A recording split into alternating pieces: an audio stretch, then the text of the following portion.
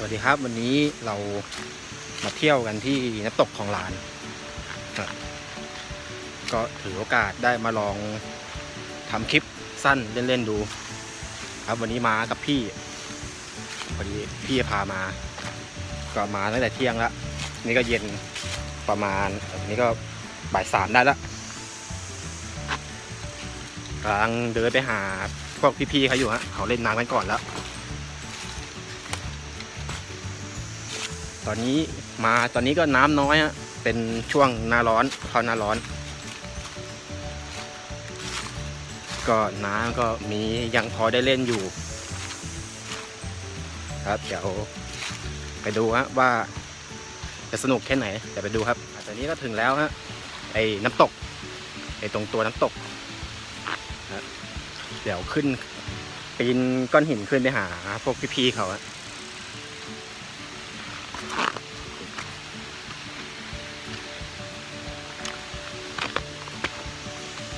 ครับให้ดูทางไปฮะ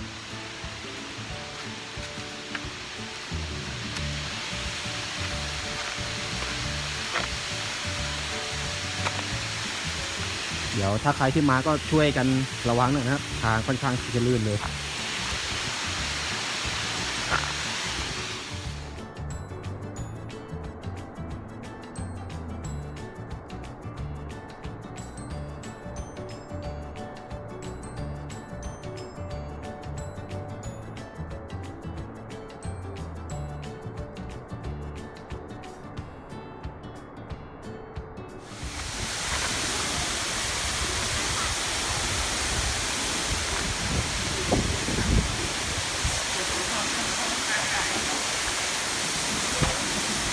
นี่ครับก็ถึงกันแล้วนะมี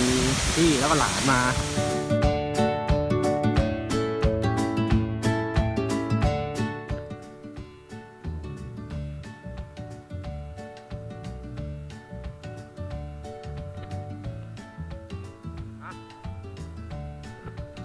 กล้องจะลอยไปนะ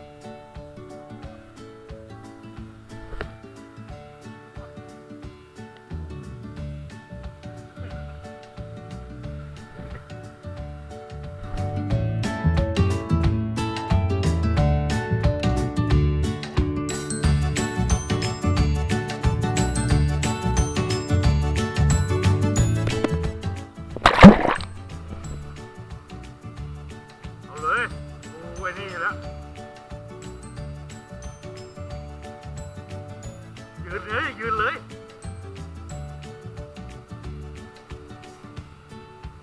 เอาเลยดิ